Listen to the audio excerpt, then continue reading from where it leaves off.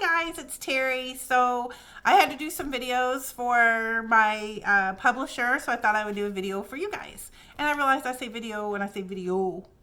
I think that's the Yankee coming out in me. I grew up in Pennsylvania for the first 14 years of my life, so that comes out occasionally.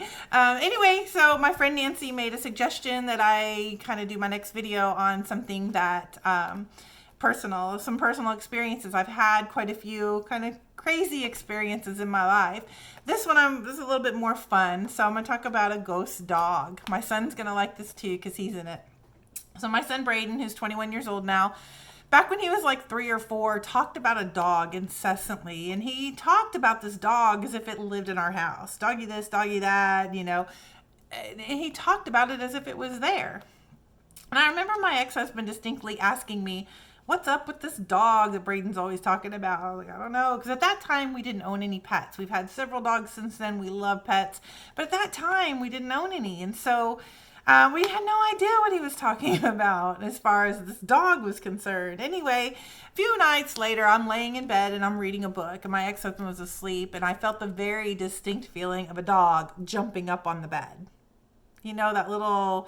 It wasn't a sit down. It wasn't a little wiggle. It was definitely like a dog or a cat pouncing on the bed. It was very distinct. And I was like startled with it. And I start looking at my ex-husband going, did you feel that? Did you feel that? And I'm like pushing on him and he was sound asleep. Didn't feel a thing. I think he got a little annoyed with me for waking him up, but it was crazy. There was nothing there. But I definitely felt it. So speaking of, a few nights later, I'm cooking dinner, and I don't know where my ex-husband and his, Richie were at the time, Braden's older brother, but it's just me and Braden at home, and I'm cooking dinner, and I'm stirring something on the stove, and I'm holding him, I'm talking to him, and all of a sudden I feel this, what feels like fur against my legs, just a little bit up past my ankles, and about my shin area, and I was feeling, tickled because felt like fur, and I looked down because it tickled, and as I looked down, it caused Braden to look down, and when he looked down, he goes, oh, Mommy, doggy. I said, what? I'm looking down, and I can feel the fur against my legs, but I can't see anything, and Braden can totally see it because he's all, Mommy, doggy, and he's pointing down. The minute that sensation stopped, Braden says, oh, never mind, Mommy. He went outside and he points at a solid wall. So that's kind of crazy, right? So yeah, I know that I felt that, and I just kind of didn't put 2 and 2 together at that time. It was just kind of one of those, I have no idea. So I took a picture of him one day laying in the middle of the living room floor because he looked cute. He had long blonde hair. He had little blue shorts on. He looked tan. He looked like he belonged in a beach and not in my living room. And I just thought he looked cute. So I picked up my 35 Fuji millimeter camera and I took a picture of him. When that picture came back, lo and behold, his little ghost doggy is in the picture. It's in the very corner. You can see a white wispy figure with 2 pointy ears and a long tail. I'll hold it a little closer. The glare is not helping things at all. Do you see the 2 pointy ears and the long tail? Kind of crazy. Isn't he cute? Don't let that go to your head, Braden. But yeah, there's his ghost doggy right there. The little dog you talked about all the time. And this was taken on a 35 millimeter camera. So I went to Fuji and I asked him, I said, what would cause this to show up? And I got these responses from Fuji. They said, well, if you notice, there's a bright spot on his chest, which shows where the flash hit, ruling out flash reflection. So I was like, yeah, woo. You see, I don't know if you can tell, but yeah, there's a bright spot on his chest right there where the flash hit, okay? The second thing they told me was, well, if you notice that white wispy figure's in the dark part of the picture, which again, rules out flash reflection. As you can see where his chest is, it's all light around there. So, being that it's in the dark part of the picture, not where the flash is going, so it definitely rules out flash reflection again. So I was like, yes, tell me more.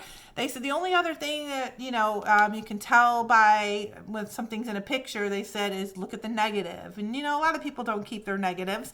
But they said, look on the negative. If it is on the negative, it was there when the picture was taken. If it's not on the negative, then it was a processing error. And it's something that got on the picture during the processing processing process. So, of course, I spent tons of time looking through negatives, doing one of these numbers. Finally did come across the negative. There it is. And you can definitely see in that quarter, I've got arrows pointing to it, the little dark figure, which is his little ghost dog. See it? So whatever it was definitely there when the picture was taken. So that's Braden's little buddy is what I have called it for many, many years. So anyway, it's one of my more proud ghost pictures, ghost moments as a ghost mom.